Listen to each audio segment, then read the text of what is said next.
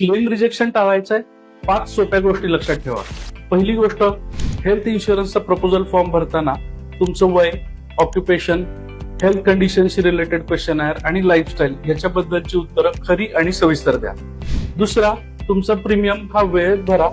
Due date नंतर 1 महिन्याचा grace period असतो, परंतु अशा ग्रेस पिरियड मध्ये आलेला क्लेम सेटल होत नाही. तिसरा महत्वाचा पॉइंट, तुमच्या पॉलिसीच्या टर्म्स अँड कंडिशन्स नुसार तुमचे असलेले कव्हर्स, वेटिंग पिरियड आणि एक्सक्लुजन्स हे समजून घ्या. चौथा महत्वाचा मुद्दा, हॉस्पिटलमध्ये ऍडमिट व्हायच्या आधी ते हॉस्पिटल ब्लॅकलिस्टेड नाहीये ना याची खात्री करून घ्या.